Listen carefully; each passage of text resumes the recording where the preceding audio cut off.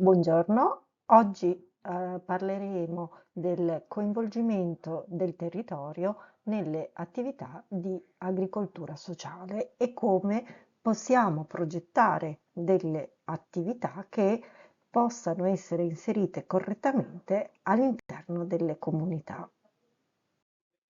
In particolare vedremo quelli che sono gli elementi chiavi che caratterizzano una comunità sostenibile e atta a coinvolgere e a essere coinvolta all'interno delle attività di agricoltura sociale e quindi come l'agricoltura sociale si inserisce all'interno di quelli che sono i fabbisogni del territorio e vi presenterò anche alcuni esempi. Riprendendo un po' i concetti di sostenibilità, vi ricordo che gli obiettivi di sviluppo sostenibile che sono stati adottati da tutti gli Stati membri delle Nazioni Unite nel 2015 grazie all'Agenda 2030 sono un quadro globale volto a creare un futuro migliore e più sostenibile per tutti. Al centro del raggiungimento di questi obiettivi ci sono le persone, il loro empowerment, la loro inclusione e la loro partecipazione attiva. In particolare sono 17 gli obiettivi che si prefigge le Nazioni Unite con 169 target da raggiungere entro il 2030. In particolare le persone che risvolgono questo ruolo chiave e fondamentale per raggiungere gli obiettivi del pianeta si devono trovare a confrontarsi con quelli che sono i cambiamenti climatici in atto, la riduzione della povertà e della diseguaglianza, ma anche la sostenibilità economica sul lungo termine, come anche abbiamo visto tra gli obiettivi che si prefigge le esperienze di agricoltura sociale. Ma per raggiungere questi obiettivi è necessario costruire delle comunità che siano inclusive, che siano resilienti, competitive e che siano anche sostenibili dal punto di vista ambientale. In questa slide vedete la rappresentazione di questi elementi secondo un mandala in cui vediamo alcuni elementi chiave per raggiungere la sostenibilità dei progetti. Abbiamo detto che i progetti devono essere inclusivi, cioè devono coinvolgere tutte le dimensioni della società e tutti i possibili gruppi di persone, compresi anche i soggetti marginali e vulnerabili, nei mercati, nei servizi e nel loro sviluppo. Quindi deve essere un'inclusività complessiva. Devono essere poi progetti che assicurino delle comunità resilienti, cioè che siano preparati ad affrontare anche momenti di difficoltà, ma che siano in grado di reagire anche in confronto ai cambiamenti climatici in atto. Devono essere anche progetti competitivi perché ricordiamoci che l'aspetto di produzione, quindi di generazione di lavoro, ma quindi anche della sostenibilità economica, è uno degli elementi chiave dei progetti per assicurarne la loro sostenibilità e sicuramente sono centrali anche gli elementi di sostenibilità dal punto di vista ambientale in termini di efficienza di quelle che sono le esperienze in atto all'interno dei progetti di agricoltura sociale inserite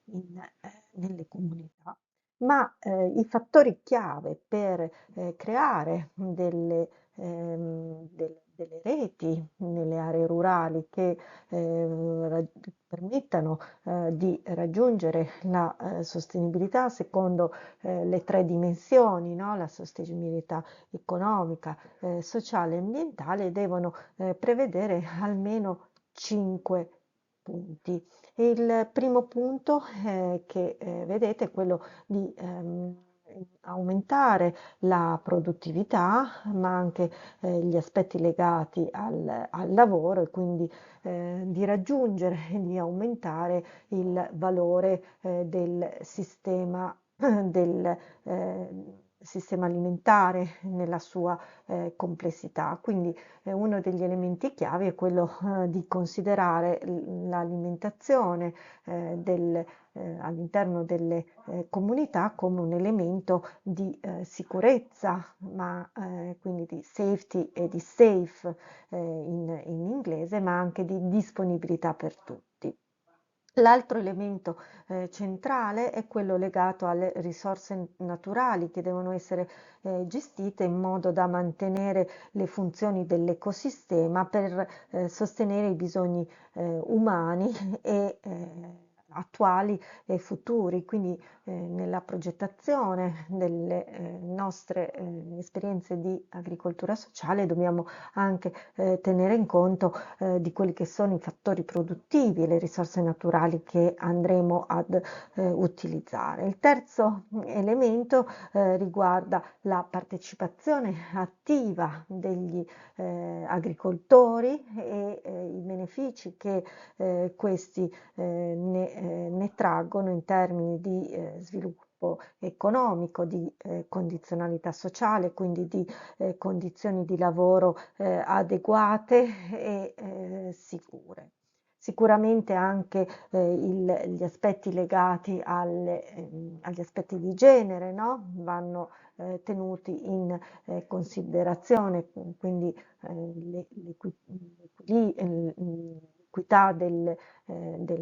progettazioni, ed infine il coinvolgimento degli agricoltori e dei diversi attori del sistema alimentare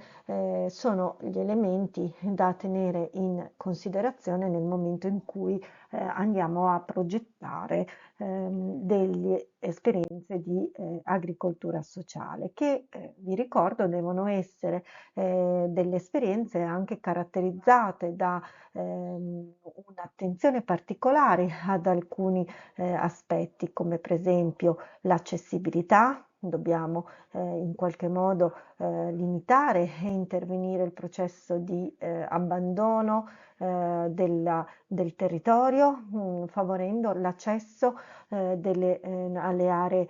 rurali, no? Se immaginiamo di avere un'esperienza di agricoltura sociale destinata a inclusione sociolavorativa, per esempio,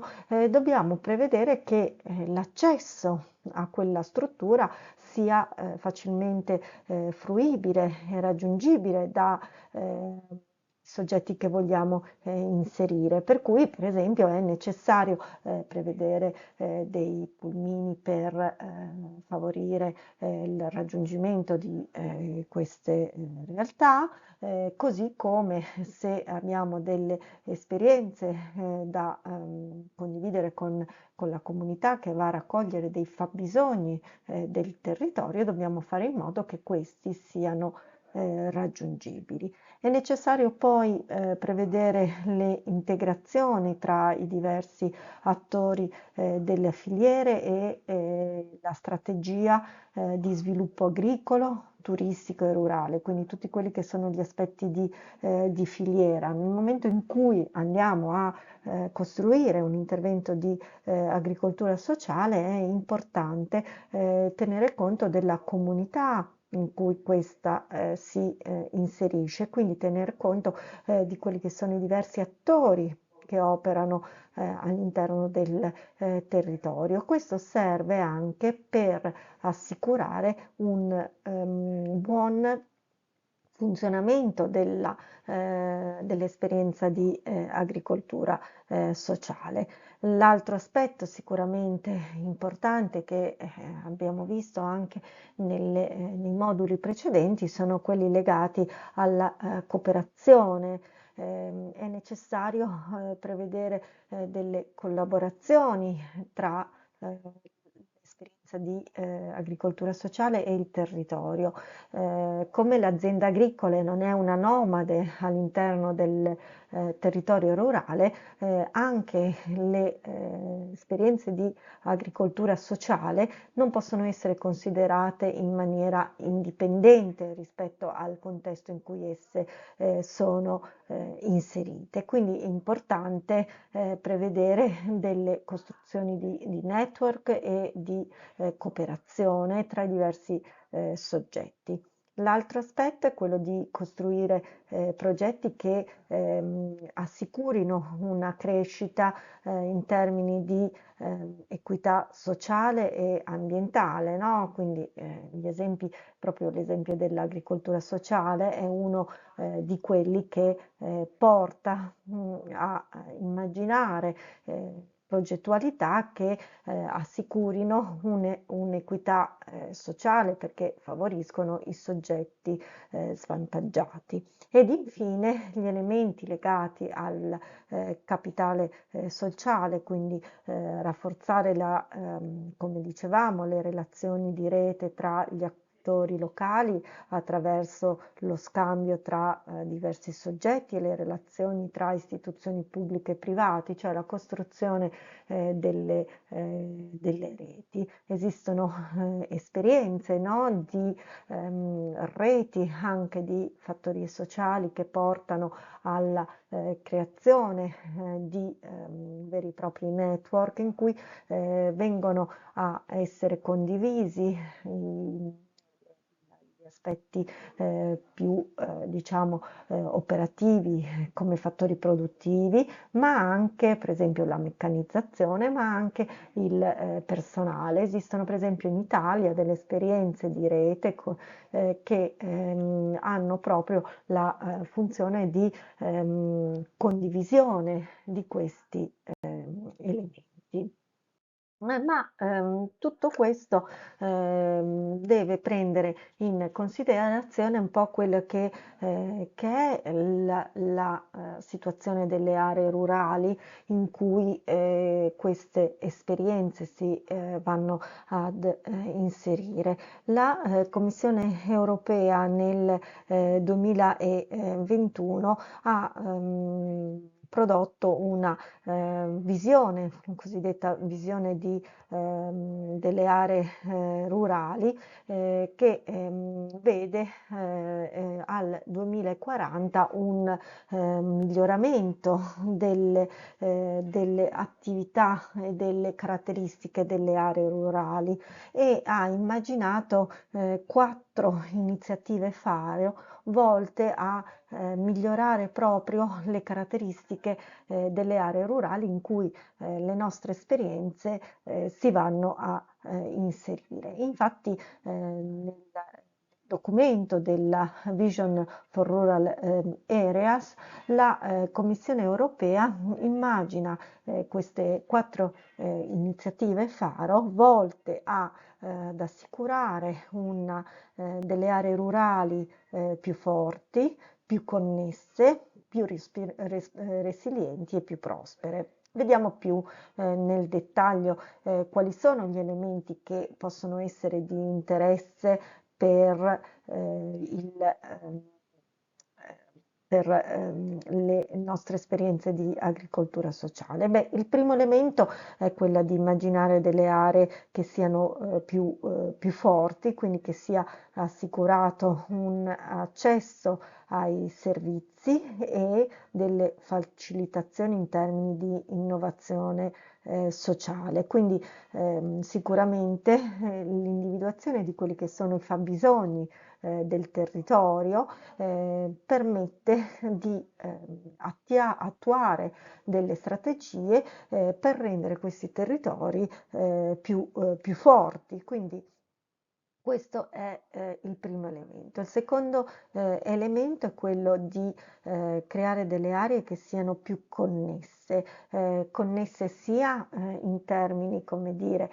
digitali, no? Perché sappiamo che oggi la connessione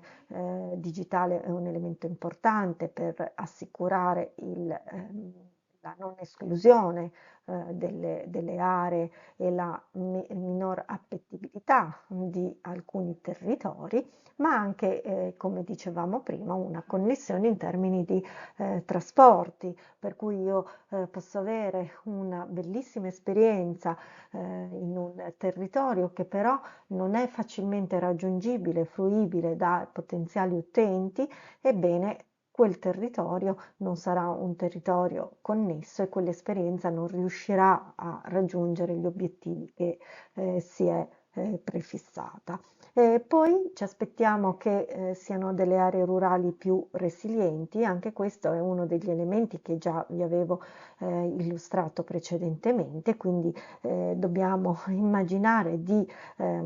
prevedere delle attività agricole che siano come dire, coscienti e intervengano alla luce di quelli che sono i cambiamenti climatici, ma garantendo al contempo anche una resilienza in termini sociali attraverso l'accesso e l'opportunità di formazione e di occupazione a quanti lavorano e vivono in queste aree rurali. Anche in questo caso le nostre esperienze di agricoltura sociale devono essere in qualche modo resilienti, devono tenersi e modificarsi alla luce di quelli che sono i nuovi fabbisogni che emergono nel territorio. Devono essere poi delle aree prospere, quindi viene suggerito di diversificare le attività economiche in modo da assicurare un maggior valore aggiunto di tutte quelle che sono le attività agricole, ma anche delle attività connesse come l'agricoltura sociale. Questa visione riconosce il ruolo cruciale delle aree rurali nella produzione alimentare, nella gestione delle risorse e del patrimonio culturale, riconoscendo però al contempo le sfide che devono essere affrontate in questi territori, come per esempio l'invecchiamento della popolazione. La visione è sostenuta da un patto rurale e da un vero e proprio piano di azione che mira a tradurre la visione in azioni tangibili. Nel 2023 è stato fatto un po' il punto della situazione per capire, in base alle attività che sono state messe in atto, alle azioni, la situazione in questi territori. Questi elementi ci servono anche per capire quali possono essere i fabbisogni del territorio in termini anche di esperienze di agricoltura sociale. Per quanto riguarda per esempio l'iniziativa Faro legata alle aree più forti, possiamo andare a vedere che cosa sta succedendo in termini di invecchiamento di queste aree, in termini di quindi età della popolazione. Possiamo osservare, guardando il grafico che ci rappresenta l'età della popolazione nei diversi territori, come la popolazione con più di 65 anni nelle regioni rurali sia aumentata di qualche punto di 1,1 punti percentuali, si tratta della barra verde nel grafico, mentre le coorti di popolazione più giovane e in età lavorativa siano di fatto diminuite per quanto riguarda proprio la popolazione, diciamo tra i 20 e i 64 anni ha una diminuzione maggiore che negli altri territori, mentre la popolazione più anziana aumenta proprio nelle aree rurali. Quindi l'età media sta aumentando e in particolare le regioni, le aree rurali stanno invecchiando più rapidamente, anche per un fattore di minor crescita naturale e anche con riferimento alle migrazioni nette della popolazione. Se guardiamo invece all'iniziativa legata alle aree più connesse, possiamo capire un po' come sta andando in termini di connettività digitale e i dati sulla banda larga mostrano che la situazione è tendenzialmente migliorata dal 2019 al 2023. Tuttavia, la velocità media di download nelle aree rurali è ancora inferiore rispetto a quella delle aree cittadine, delle aree più urbane. Quindi sicuramente questo elemento è un elemento su cui si deve lavorare e che è un elemento da tenere in considerazione anche nella progettazione delle realtà di agricoltura sociali. Per quanto riguarda la resilienza delle aree rurali, possiamo osservare come nelle aree rurali si registri una quota più alta di giovani di età compresa tra i 15 e i 29 anni che non sono né occupati né inseriti in percorsi di formazione o di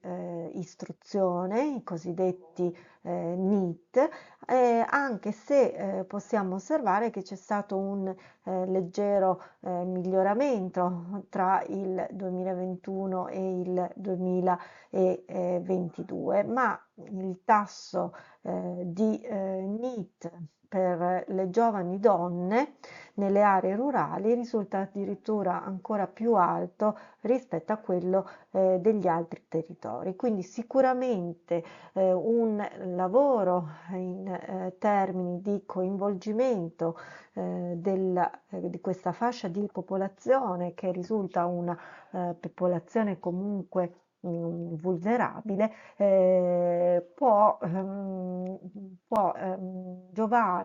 può essere giovata dalle attività di agricoltura sociale, così come le esperienze legate alla longevità attiva per quanto riguarda le persone anziane. Infine, per quanto riguarda gli aspetti di prosperità del territorio, sicuramente le aree rurali necessitano di una diversificazione, no? Il settore primario nelle regioni rurali rimane un elemento molto importante, tuttavia anche il settore secondario e terziario svolgono un ruolo dominante con una leggera diminuzione nel settore primario, confrontando i dati del 2018 rispetto al 2021. Quindi sicuramente anche le esperienze di agricoltura sociale che rientrano nel novero della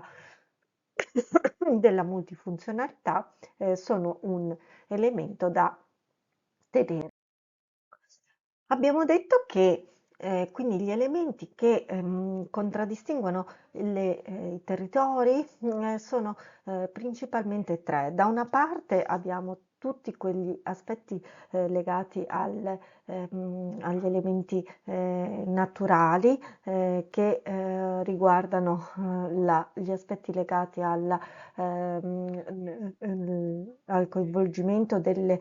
persone all'interno delle attività aziendali. Dall'altra parte abbiamo attività invece volte a ricostruire le connessioni e le reti tra i diversi soggetti che operano sul territorio e l'agricoltura sociale risulta un ottimo collante in questi termini per far sì che ci sia un luogo dove vengono raccolti quelli che sono i fabbisogni del territorio, le esigenze in termini anche sociali e vengano in qualche modo inseriti all'interno della comunità. Per esempio, là dove un welfare di carattere pubblico non è in grado di fornire tutti quei servizi di cui la comunità ha bisogno. Logicamente quando parliamo di costruire delle relazioni all'interno del territorio, di coinvolgere il territorio, dobbiamo immaginare anche quali possono essere i soggetti che dovremo andare a coinvolgere nel momento di creare una esperienza di agricoltura sociale, per cui potremo finalizzare delle partenariati locali con le scuole, con le cooperative sociali, con i servizi sociali, con le ONG, ma possiamo anche coinvolgere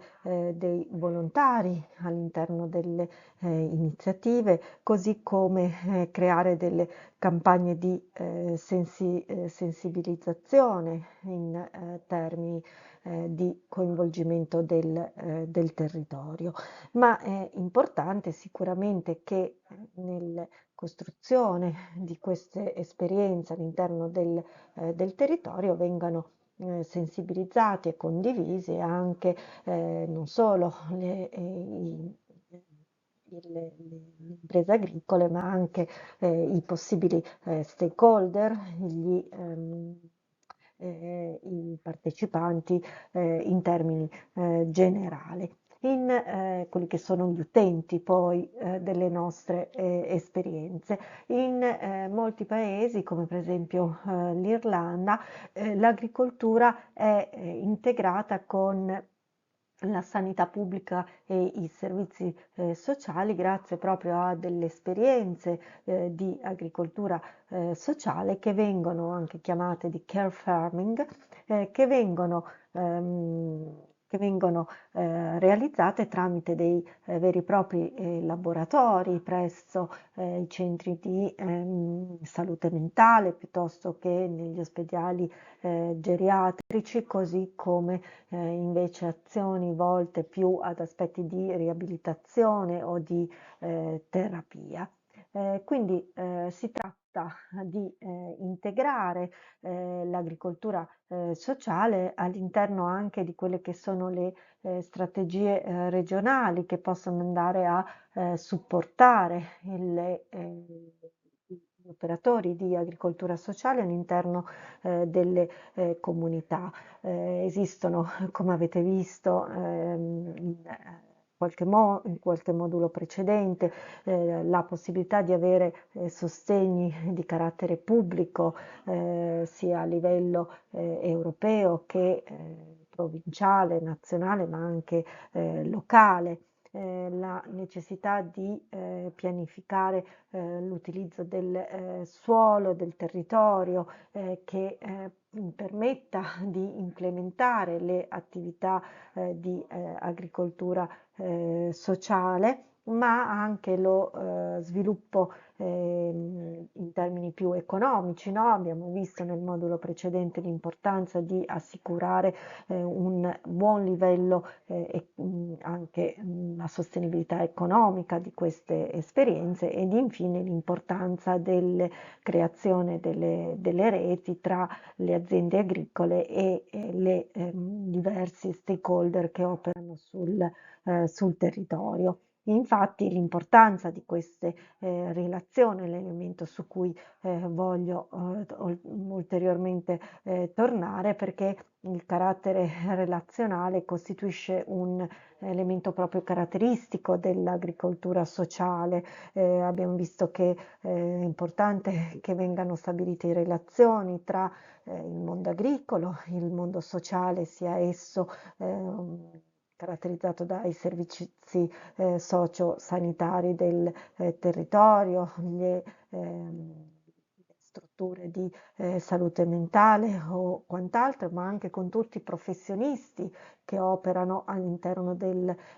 territorio. Le reti sono sicuramente delle reti complesse perché vanno a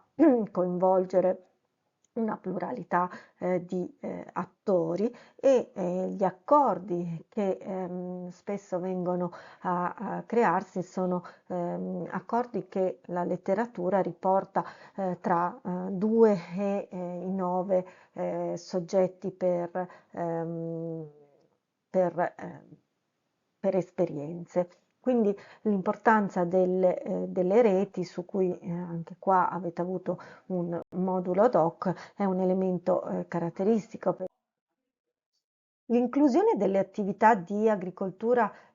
sociale è uno degli elementi che caratterizza soprattutto le esperienze dell'area mediterranea, del sud dell'Europa e l'obiettivo dell'agricoltura sociale di tipo inclusivo non è quella di creare delle isole, come dire, felici in cui le persone svantaggiate possano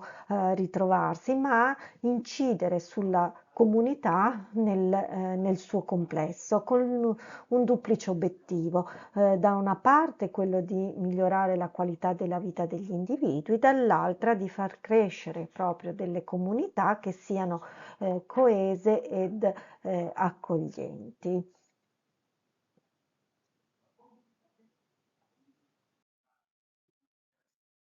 Nei contesti rurali, per rispondere per esempio ad alcune esigenze specifiche del territorio, sono nate delle esperienze particolari. Una di queste, per esempio, è l'esperienza legata alla richiesta di servizi per l'infanzia o comunque per la popolazione più giovane, no? Per i nostri ragazzi in età prescolare. Si tratta di esperienze che rispondono proprio ad un bisogno specifico del territorio che si trova ad avere delle esigenze, no? In termini di equilibrio, di conciliazione tra lavoro e vita privata, ma anche dall'altra parte con la mancanza di un determinato servizio, come in questo caso quello dell'accoglimento nell'età prescolare dei bambini. Quindi in questo caso sono nate, no? Nelle aree spesso nelle aree rurali, ma anche nelle aree perurbane, per rispondere proprio alle esigenze delle famiglie, dei modelli educativi che favoriscono uno stretto legame tra l'individuo e gli ambienti naturali. Esistono diverse esperienze, per esempio in Grecia abbiamo l'esperienza della scuola americana di Salonicco che vede un programma educativo che che viene svolto proprio presso la fattoria didattica della scuola, sia nella parte diciamo, di coltivazione, sia nella parte di fattoria vera e propria, e il campus stesso è una fattoria dove gli studenti fanno esperienza pratica in termini di pratiche agricole, di allevamento, di coltivazione, ma dall'altra parte si occupano anche della parte più didattica. Un'altra esperienza in questi termini è stata individuata in Slovenia, fa riferimento a questa esperienza di questo asilo privato che ha sviluppato ambienti di apprendimento all'aperto e programmi incentrati in particolare sull'alimentazione locale e sulla sostenibilità locale, sulla sostenibilità ambientale. È un progetto che è stato finanziato nell'ambito del programma LEADER e che ha visto attuare all'interno del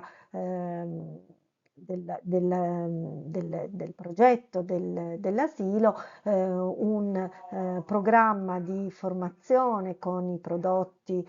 locali, un allestimento di un ambiente di apprendimento presso delle aiuole, delle banconi realizzati apposta dove svolgere la coltivazione, l'ortocoltura, la creazione di uno spazio per laboratori di lavorazione e di compostaggio, nonché alcune esperienze di laboratorio legati alla biodiversità. In questo caso il contributo ricevuto nell'ambito del programma LEADER, quindi rivolto ad un territorio rurale con particolari necessità, ha permesso l'implementazione all'interno di questo asilo di un'esperienza particolare che è andata ad accogliere proprio il fabbisogno del territorio. Così come per esempio in Italia l'esperienza della Piemontesina che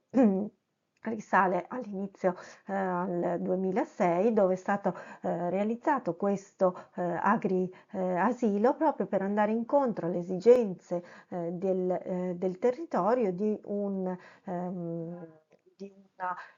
struttura in grado di fornire un servizio per i ragazzi dell'età prescolare in un territorio della cintura della città della città italiana di particolari dimensioni e in questo ambiente è stato realizzato proprio in una fattoria, un asilo in grado di accogliere appunto le esigenze del territorio. Un altro esempio che vi voglio portare di agricoltura sociale che ha coinvolto la comunità è questo progetto a buffate, che è anche un gioco di parole, che vede coinvolte attualmente 23 esperienze di agricoltura sociale sul territorio che si sono messe in rete. Si tratta di esperienze di inclusione sociolavorativa per soggetti con disabilità, ma che si sono messe in rete per favorire e per come dire, portare al territorio un coinvolgimento totale. In questa realtà, per esempio, viene svolto ogni anno un festival in cui si incontrano le diverse realtà che addirittura si sono messe in rete creando un punto e-commerce per la vendita dei prodotti. Quindi per andare alle conclusioni, quello che emerge è l'importanza del coinvolgimento del territorio all'interno delle esperienze di agricoltura sociale. Infatti per raggiungere proprio l'obiettivo dell'impegno comunitario e territoriale è essenziale non solo implementare le attività sociali in un contesto agricolo, ma è fondamentale, centrale che vengano progettate un sistema complesso di azioni e di relazioni per far sì che le diverse dimensioni dell'agricoltura sociale siano collegate non solo internamente alla singola esperienza, ma anche verso l'esterno, no? Quindi abbiamo visto l'importanza delle reti sul territorio, delle creazioni di questi collegamenti. Questi elementi dovrebbero quindi essere presi in considerazione sia da quanti progettano e realizzano le attività di agricoltura sociale, ma anche da tutti i policy maker che dovrebbero prevedere degli interventi delle azioni ad hoc all'interno delle strategie di sviluppo rurale per favorire la realizzazione di esperienze di agricoltura sociale coinvolgendo il territorio.